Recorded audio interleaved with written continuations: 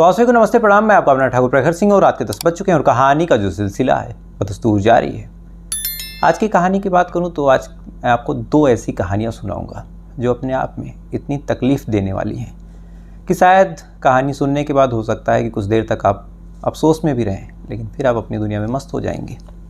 और इस कहानी को मैं सुनाना भी नहीं चाह रहा था, लेकिन संजोग ऐसा था, संजोग क्या कहें, दुर्योग था कि आज फिर एक ऐसी लड़की से ही सामना हुआ। क्योंकि फैमिली का पेशा ऐसा है कि ऐसे लोग आते रहते हैं। कोई कहता है कि हाँ मैंने अपराध किया है और मुझे बचाइए, कोई कहता है कि मेरे साथ गलत हुआ है, किसी ने मेरा रेप किया है या फिर किसी ने मेरे भाई का, मेरी बहन का, मेरे पिता का, मेरी माँ का कत्ल कर दिया, तो मुझे इंसाफ दिलाइए। अब वकालत का जो एक ही धर्म होता है कि जो पहले आ जाए आप उसके पक्ष को रखिए, उसी को जिताने के लिए, उसी के पक्ष में कोर्ट में फैसला हो उसके लिए अपनी जी जान से कोशिश कीजिए। यही धर्म होता है वकालत का। तो आज जब ये केस सामने आया और बाकायदा उस लड़की का बयान अपने सुनना पड़ता है सामने से, मैं भी बैठा था, तो सुनने के बाद थोड़ा सा तकलीफ़ हुई और अजीब लगा। तो मुझे लगा आज चेक करते हैं कि ऐसे कितने मामले हैं। तो फिर दो ऐसे मामले जो मेरी नज़र में आए, मुझे लगा उनको आपके सामने रखना चाहिए और इसी बहाने जो आज सुना मैंने वो भी इसी बहाने आपको बता सकूँगा। तो सीधा सीधा इस कहानी का रुख करते हैं। और जो पहली कहानी है वो है मध्य प्रदेश की। मध्य प्रदेश में एक जगह है भोपाल, और इसी भोपाल में एक थाना लगता है, गांधीनगर थाना। और इसी थाना क्षेत्र में एक परिवार रहा करता था। परिवार में दो बेटियां थी। एक बेटी लगभग 20-22 साल की, दूसरी बेटी 13-14 साल की। जो परिवार के मुखिया थे वो मुंबई में रह के जॉब करते थे। जो माँ भी थी उसे भी लगा कि घर बैठने से कोई फ़ायदा नहीं, तो कहीं बाहर निकलते हैं, कुछ करते हैं। लिहाजा माँ भी अपने काम के सिलसिले में घर से बाहर रहती, और ये सिलसिला कई सालों तक चलता रहा। कई सालों तक चलता रहा। बच्चे धीरे धीरे बड़े होते रहे। बड़ी वाली बेटी पढ़ने के लिए बाहर चली गई, छोटी वाली बेटी भी अब धीरे धीरे हाई स्कूल में पहुंच गई। सारी चीज़ें बिल्कुल ठीक ठाक। लेकिन जैसे जैसे वक्त गुजर रहा, परिवार में अब तक सारी चीज़ें ठीक थी। दोनों बेटियाँ अपनी माँ से बहुत प्यार करती थी, माँ अपनी बेटी से प्यार करती थी। पिता बेचारा बाहर रहता काम के सिलसिले में। लेकिन जैसे जो छोटी वाली बेटी थी, लगभग 14-15 साल उसकी उम्र रही होगी, जब वो 10 में जाती यानी क्लास 10th में, तो जाने के बाद जैसी माँ उससे कुछ पूछती कि आज तुम लेट क्यों आई या फिर तुम कहाँ रह रही हो इतने टाइम तक, तो पता नहीं क्या होता है कि जो छोटी वाली बच्ची होती अचानक से अपनी माँ के ऊपर एक तरह से हावी होने लगती, चिल्लाने लगती, डांटने लगती, उससे लड़ने की कोशिश करने लगती। अब माँ को अजीब लगता है कि जो बेटी एक बार आंख दिखा देने पे डर जाती थी, सहम जाती थी, पलट के जवाब नहीं देती थी, आज ऐसा हो रहा है कि मानो लग रहा है कि खुद ही बेटी एक थप्पड़ लगा देगी। तो शुरुआत में माँ ने थोड़ा नोटिस किया, उसे अजीब लगा, उसे गुस्सा भी लगे कि अब बच्ची बड़ी हो रही है तो इस तरह से बिहेव कर रही है। माँ ने और डांटना फटकारना शुरू किया, थोड़ा सा सख्ती बरती, संस्कार सिखाने की कोशिश की। लेकिन माँ चाहे जितनी कोशिश कर रही, जो बच्ची है लगातार चिड़चिड़ी होती जा रही, लगातार माँ के ऊपर चिल्ला रही है, माँ से लड़ाई कर रही। कभी कभार ऐसा होता कि हाथापाई करने पे उतारू हो जाती। तो ये सिलसिला जब कई महीनों तक गुजरा और जो माँ है उसने अंत में काफ़ी ज़्यादा शक्ति दिखाई, तो अंत में जो छोटी वाली बेटी थी वो घर छोड़ के भाग गई। अब घर छोड़ के भाग गई तो माँ को बड़ा अजीब लगा। फ़ौरन वो थाने में गई। जाने के बाद उसने कंप्लेन दर्ज की कि मेरी बेटी जो है वो गुम हो गई। अब गांधीनगर के जो पुलिस वाले थे वो फ़ौरन खोजबीन में जुटते हैं। जुटने के बाद अब इधर उधर कैमरे वगैरह खंगालते हैं और अंत में जो बच्ची है उसे बरामद कर लेते हैं। अब लड़की बरामद हुई। बरामद होने के बाद जब उससे कहा गया कि घर जाओ, तुम क्यों भाग रही हो, शुरुआत में तरह तरह के ख्याल भी आए कि कहीं इसका कोई बॉयफ्रेंड तो नहीं, कहीं इसका किसी से अफेयर तो नहीं। लेकिन जब तमाम चीज़ें पुलिस वाले खंगालते हैं और कोई चीज़ निकल के सामने नहीं आती, तो फिर पुलिस वालों को लगा कि काम करते हैं, इसकी काउंसलिंग करवाते हैं, क्या पता कोई चीज़ निकल के सामने आ जाए। क्योंकि जब जब उस बच्ची को कहा गया कि अपने घर जाओ, अपनी माँ के पास रहो, तो बच्ची परिवार वालों के साथ भी लड़ने लगती, पुलिस वालों के ऊपर भी वो एक तरह से चिल्लाने लगती कि अपने घर नहीं जाऊंगी, ये नहीं करूंगी, वो नहीं करूंगी। पुलिस वालों को भी लगा कि अपने ही परिवार वालों से इतनी नफरत क्यों। माँ से पूछा गया कि घर में कोई घटना घटी थी, तो माँ कहती है कि नहीं, घर में कोई घटना नहीं घटी थी। तो पुलिस वालों को जब डाउट हुआ तो उन्हें लगा कि काम करते हैं, इसकी काउंसलिंग करवाते हैं और किसी सुधार गृह में इसको भेज देते हैं, जहाँ इसको अच्छे से ट्रीट किया जाए और इसके दिमाग की स्थिति को थोड़ा सा नॉर्मल किया जाए, जो कि बर्ताव भी बड़ा अजीब कर रही थी। उसके बाद इसको भेजा गया ये साल 2020 की बात है। जब भेजा गया उसके बाद महीनों तक उसकी काउंसलिंग हुई, तो 15 से 20 दिन बीतने के बाद पता चला, जो लड़की ने अपने मुंह से कबूला, कि महज 15-16 साल की नाबालिग उम्र में उस लड़की को गांजे की, स्मैक की, ड्रग्स की लत लग चुकी है। अब जैसे ये बात काउंसलिंग सेंटर वालों को पता चली तो पहले तो उनकी हवा ख़राब कि एक साधारण से घर की बच्ची और मध्य प्रदेश में जिस जगह की ये बात है वहाँ तो ऐसी नशे की कोई हवा भी नहीं। तो एक 15-16 साल की बच्ची जो नॉर्मल स्कूल जाती है, घर पे आती है, उसको नशे की लत कैसी लग गई। अब इसके बारे में जब उस बच्ची से पूछा गया तो उसने जो कुछ कहा, उसे सुनने के बाद कायदे से तो पहले किसी को अपने कानों पे यकीन नहीं हुआ कि ये जो कह रही है, जो हम सुन रहे हैं, ये सपना है या हकीकत है, क्योंकि इससे पहले ऐसी चीज़ उन्होंने कभी नहीं सुनी। दरअसल वो बच्ची बताती है कि आज से लगभग 3 साल पहले से उसकी जो बड़ी बहन है उसको ये नशे की लत डाल रही थी। अब ये बात जैसे ही वो बच्ची बोलती है, पहले तो काउंसलिंग वाले परेशान कि एक बड़ी बहन अपनी ही सगी बहन के साथ ऐसा क्यों करेगी। उसके बाद फिर उस बच्ची को समझाया जाता है, बुझाया जाता है, प्यार से ट्रीट करके उससे कहा जाता है कि अब सारी बात बेटा बताओ, हुआ क्या था। उसके बाद जब सारे लोग उसका भरोसा जीतते हैं तो अंत में वो लड़की अपना मुंह खोलती है और खोलने के बाद पूरी कहानी सुनाती है। दरअसल लड़की बताती है कि उसकी जो बड़ी बहन है, जब ये छोटी सी थी, लगभग 13 साल की, तब उसको छत पे लेके जाती है। जाने के बाद उसको सिगरेट पिलाती है और सिगरेट में गांजा मिला हुआ था। शुरुआत में वो मना करती है, लेकिन 13 साल की बच्ची और जब बड़ी बहन खुद कह रही हो कि पियो, तो बच्ची को भी लगा कि ठीक है, अच्छी चीज़ है, पी लेते हैं।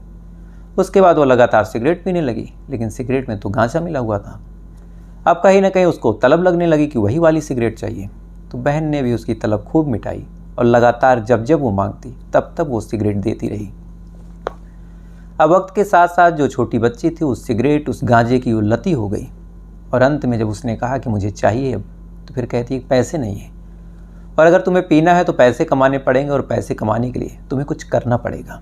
तो फिर करने में क्या, तो फिर उसने ऐसी खौफनाक और ऐसी घटिया चीज़ बताई जिसकी कल्पना शायद हमारे सभ्य समाज में कोई नहीं कर सकता। बड़ी बहन उस छोटी सी बच्ची को अपने साथ लेके जाती है। जाने के बाद एक शख्स था जिसका नाम था समीर, उससे मिलवाती है। मिलवाने के बाद उसको एक कमरे में भेजती है और समीर उस 13 साल की लड़की के साथ रेप करता है। रेप करने के बाद अब 13 साल की मासूम एकदम दर्द से तड़प उठती है।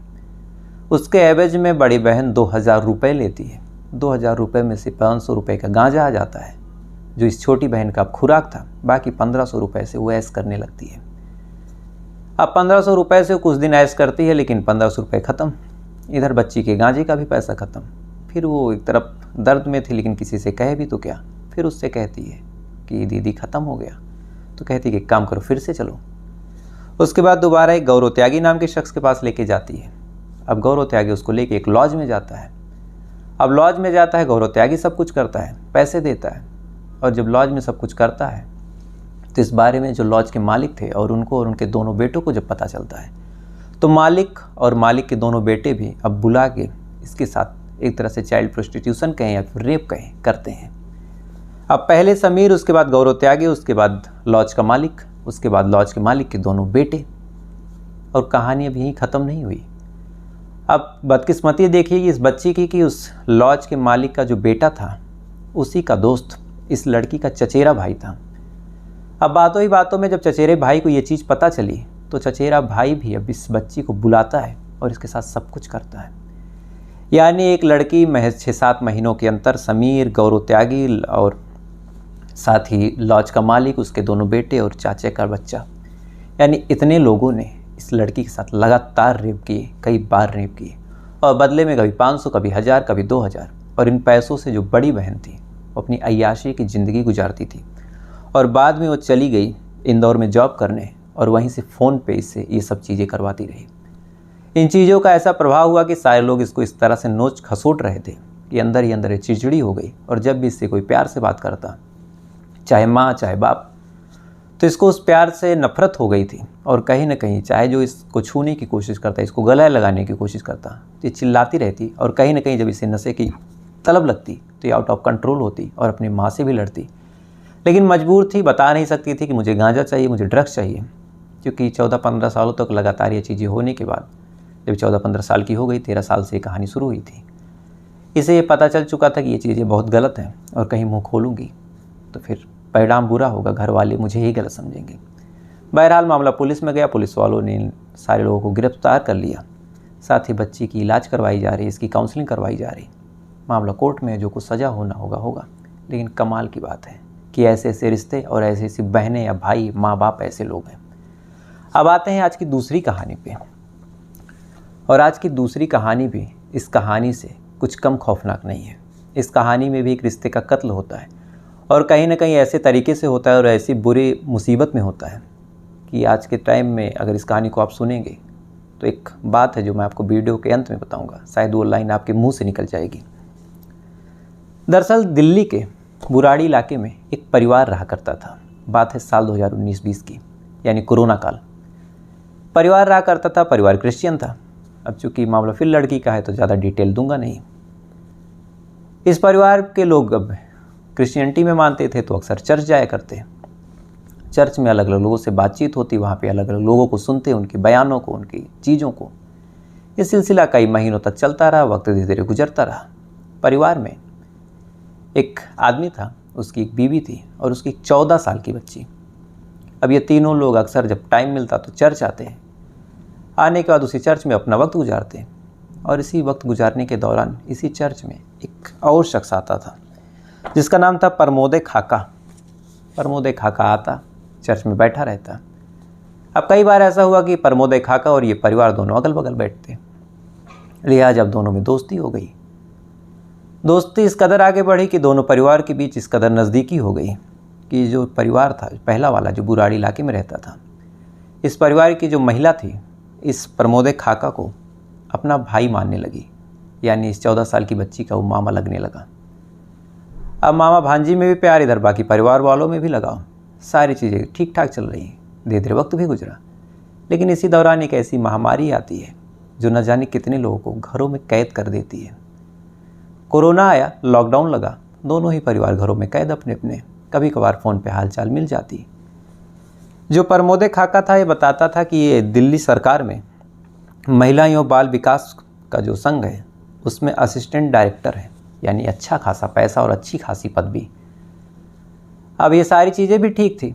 कोरोना काल भी धीरे धीरे बीता। लेकिन कोरोना काल जब बीता तो उसने न जाने कितनी ज़िंदगियां भी निगल ली और ऐसे इस परिवार की मुखिया की भी ज़िंदगी चली गई।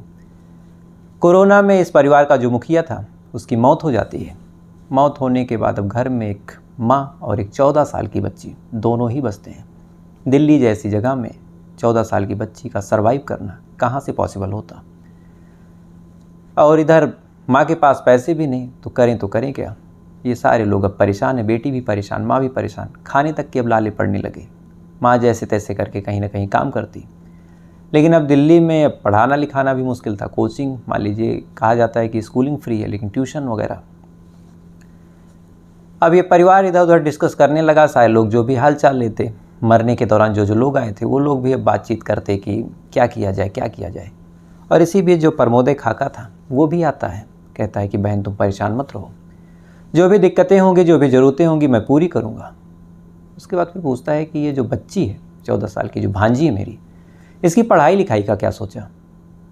माँ कहती है कि पढ़ाई लिखाई कहाँ से होगा, इतने पैसे नहीं कि घर का खर्च चलाया जा सके। अब स्कूलिंग, ये सारी चीज़ें बड़ी मुश्किल है।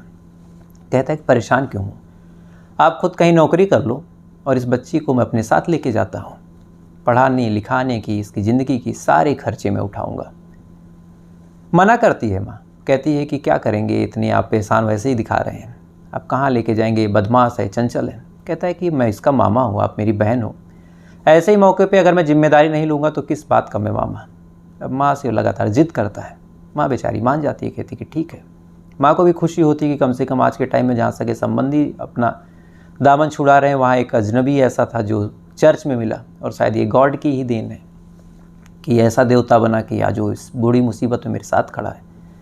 बच्ची अब मामा के साथ चली गई। बच्ची आ जाती है जो प्रमोद खाका थे इनके घर पे। अब घर पे प्रमोद खाका, उनकी पत्नी सीमा और उनका बेटा, ये सारे लोग रह रहे हैं। वहीं इसका नाम लिखा दिया गया 12th में। ये अपनी पढ़ाई कर रही। लेकिन जैसे लगभग 5 से 6 महीने बीते, जो बच्ची है वहाँ कहती है कि मेरा मन नहीं लग रहा। अपनी माँ से कहती है और कहती है मुझे आप बुला लो। माँ कहती है कि ठीक है, आ जाओ, कुछ टाइम रह के चली जाना। उसे लगा कि हो सकता है कि माँ की याद आ रही हो, इधर पिता की मौत हुई है तो उस चीज़ से परेशान हो। बच्ची घर पे आती है। आने के बाद बिल्कुल गुमसुम। अब गुमसुम है तो उसे लगा कि हो सकता है कि पिता की मौत हुई है, परेशान हो। माँ ने समझाया बुझाया, पूछा भी कि क्या हुआ। बच्ची कुछ बोलती नहीं है, बस चुपचाप पड़ी रहती है। थोड़ा टाइम गुजरा तो बच्ची को अब दौरे भी पड़ने लगे, अजीब अजीब तरीके के। अब माँ फिर परेशान की, तो मुफलिसी ऊपर से बच्ची 14-15 साल की, अभी उसने अपनी ज़िंदगी सही से शुरू भी नहीं की और उसको अब दौड़े पड़ रहे। भगवान कितने इम्तिहान ले रहा। अब जैसे तैसे करके उसका इलाज भी कराने लगी, लेकिन अब धीरे धीरे पैनिक अटैक होने लगा, घबराने लगी, डरने लगी, चीखने लगी, चिल्लाने लगी। अब बच्ची परेशान, अब माँ परेशान कि ये क्या। उसके बाद फिर जैसे तैसे पैसे जोड़ के एक हॉस्पिटल में दिखाया, ठीक ठाक डॉक्टर भी देखते हैं, वो भी शन, उनके लिए अजीब तरह का मामला, ये ऐसा कैसे हो सकता है। फिर डॉक्टरों ने एक तरह से अपनी रिसर्च और अपनी जिज्ञासा, अपनी क्यूरियोसिटी के लिए इस बच्ची की अब एक तरह से जांच पड़ताल शुरू कर दी। यानी तमाम तरह के टेस्ट जो हो सकते थे, जो उनको डाउट हुआ, तमाम तरह के टेस्ट इस बच्ची पे करने लगे। अलग अलग तरीक़ों से चेक किया गया, अलग तरह की जाँचें हुई, सारी जाँचें नॉर्मल। तो फिर रीज़न क्या था। तो काफ़ी टाइम तक जांच करने के दौरान रीज़न जो निकल के सामने आया वो ये था कि इस लड़की का अबॉर्शन करवाया गया था, यानी गर्भपात। अब गर्भपात कराने का मतलब कि ये लड़की प्रेग्नेंट थी। अब एक 14-15 साल की लड़की प्रेग्नेंट, डॉक्टर भी परेशान। माँ को बुलाया गया कि क्या हुआ, इसका कोई बॉयफ्रेंड था, क्या था। अब माँ जब ये सुनते तो एक तरह से उसको तो सदमा लग गया कि उसकी बेटी प्रेग्नेंट। पूछा गया कि किसका बच्चा था। बच्ची कुछ बोलती नहीं। फिर उसको समझाया गया, उसका भरोसा जीता गया। तो फिर अंत में वो बच्ची अपना मुंह खोलती है। खोलने के बाद बताती है कि मामा जब मुझे अपने साथ लेके गए थे तो शुरुआत के दिनों में तो उन्होंने मेरे साथ बिल्कुल सही बर्ताव किया, लेकिन जैसे जैसे वक्त गुजरा तब से वो जब मैं वॉशरूम में नहाने जाती तो चुपके से देखने की कोशिश करते।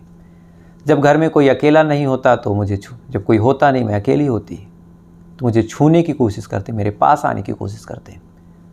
और एकाक दिन जब उन्हें ऐसा मौका मिलता कि अब आज दूर दूर तक कोई है नहीं, जो उनकी बीबी है कहीं गई है, बेटा बाहर है, घंटों तक आएगा नहीं, तो फिर उन्होंने उस बच्ची के साथ रेप किया।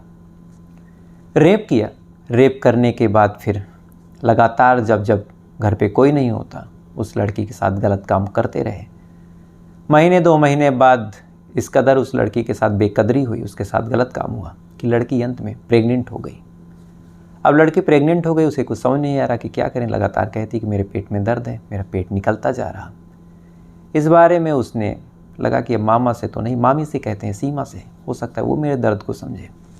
बड़े भरोसे के साथ वो सीमा के पास जाती है, बताती है कि ऐसी चीज़ें मेरे साथ हुई और मेरे पेट में दर्द है। अब यहाँ पे सीमा को कुछ करना चाहिए था, एक मासूम की ज़िंदगी की बात थी, खुद भी एक महिला थी। लेकिन सीमा यहाँ अपने पति का पक्ष लेती है, अपने बेटे को भेजती है मेडिकल स्टोर और एक दवा बताती है। बेटा दवा लेके आता है।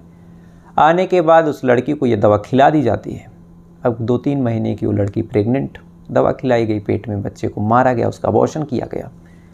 लेकिन ये चीज़ें इतनी गलत तरीके से की गई कि उस दवा का और उस पूरे प्रोसेस का ऐसा गंदा असर पड़ा कि लड़की मानसिक रूप से लेकर शारीरिक रूप तक इस कदर डिस्टर्ब हो गई कि अंत में उसे दौरे पड़ने लगे। उसे वहाँ अजीब अजीब तरीके के डर लगते। जब भी उसे कोई छूने की कोशिश करता, उससे बात करने की कोशिश करता, उससे नज़दीक आने की कोशिश करता, लगातार वो लड़की कांप जाती, डर जाती, सहम जाती। और इस चीज़ का ऐसा परिणाम हुआ कि जो अपने घर पे आती है तो माँ भी जब उसे छूने की कोशिश करती, उसे खिलाने पुचकारने की कोशिश करती, तो उसे दौरे पड़ने लगे और अंत में उसे पैनिक अटैक भी पड़ा। अब जैसे ये बात हॉस्पिटल वालों को पता चली और काउंसलर ने ये सारी चीज़ें सुनी, फ़ौरन मामला पुलिस में गया।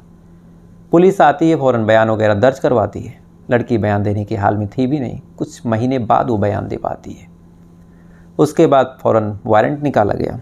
और ये जो प्रमोदय खाका थे, और इनकी पदवी आप जानिए कि महिला एवं बाल विकास के असिस्टेंट डायरेक्टर थे। यानी इनकी जिम्मेदारी थी कि एक महिला और बच्चों के विकास में अपना योगदान देंगे, और इन्होंने किया क्या। इसके बाद सीमा और उनके पति प्रमोदय खाका और उस बच्चे को लड़के को गिरफ्तार किया गया। अब इनके ऊपर पास्को एक्ट के तहत मुकदमा चलाया जा रहा है। और ये अपडेट अभी मिली साल 2023 में ही, और ये मामला साल 2020 का है। तो फिलहाल ये थी पूरी कहानी। और मैंने एक बात कही थी कि वीडियो के लास्ट में बताऊंगा, तो बात यही थी कि आप गरीब रह जाइए या फिर आपके खाने के पैसे ना हो तो शायद बात का बड़ा गलत मतलब निकले, आप जहर खा लीजिए, लेकिन अपनी बच्ची को, अपने बच्चे को किसी भी रिश्तेदार या फिर किसी के हवाले मत कीजिए। क्योंकि आज के टाइम में जो चीज़ आपको फ्री में मिलेगी उस चीज़ के बदले आप कहीं ना कहीं ज़रूर कोई कीमत चुका रहे हैं। आपको इस दुनिया में जो भी चीज़ें फ्री में मिलेगी, मुफ्त की चीज़ हमेशा खौफनाक होती है। एक बच्ची जो अपने मामा के ऊपर भरोसा करके गई, मुँह बोले मामा के ऊपर, एक महिला जो मुँह बोले भाई के ऊपर भरोसा करती है। साथ ही एक चीज़ और बड़ी ख़तरनाक है आजकल के टाइम में, 14-15 साल की लड़कियों को, 14-15 साल की बच्चियों को, अगर वो हमारी बच्ची है तो हम तो उसे मासूम बच्ची समझते हैं, लेकिन कोई गैर मर्द होता है तो 14-15 साल की बच्ची को देख के भी वो कामुक हो जाता है, आकर्षित हो जाता है, उसे एक तरह से भोग विलास की चीज़ समझने लगता है। साथ ही एक मेच्योर वुमेन या फिर एक साफ शब्दों में अगर कहा जाए कि एक जवान महिला या फिर जवान लड़की और एक मासूम नाबालिग बच्ची में उन्हें फ़र्क नहीं दिखाई देता, उनको महज एक मांस का टुकड़ा दिखता है। और ये दुनिया की बड़ी गंदी सी सच्चाई है। इंटरनेट सर्चेस की बात करूं तो इस तरह से सर्च हुआ कि शायद चाइल्ड पोर्नोग्राफी को बाकायदा आप सर्च करें तो वार्निंग आ जाती है। मैंने आज खुद प्रैक्टिकल करने के लिए सारी चीज़ें चेक की तो वार्निंग इसलिए आई चूँकि इतनी ज़्यादा बार सर्च किया गया कि सरकार को भी लगा कि अब चाइल्ड पोर्नोग्राफी सर्च की जा रही है, इसको बढ़ावा मिल रहा, तो शायद जो protection of child against sexual offence है यानी पॉक्सो, इसके तहत अपराध बढ़ सकते हैं। तो आप सोच के देखिए कि हमारे देश या फिर हमारी दुनिया जा कहाँ रही है। तो फिलहाल ये थी दोनों कहानियाँ। और जिस घटना के बारे में मैंने शुरू में कहा कि ऐसा कुछ आया था, तो चूँकि अभी मामला अंडर ट्रायल है और मेरा ही मामला है, मेरे केस का, तो उसमें कुछ कह नहीं सकता। लेकिन जब उसका फैसला आ जाएगा और पता चल जाएगा कोर्ट के आदेशानुसार कि कौन गलत कौन सही, तो ज़रूर उसको बताऊँगा। तो फिलहाल ये थी पूरी कहानी। अब आपसे कल फिर मुलाकात होगी किसी दूसरी कहानी के साथ। तब तक अच्छे रहिएगा, खुश रहिएगा, अपना ख्याल रखिएगा, अपने देश का ख्याल रखिएगा। वीडियो को लाइक करके, चैनल को सब्सक्राइब करके अपना प्यार दीजिएगा। जय हिंद।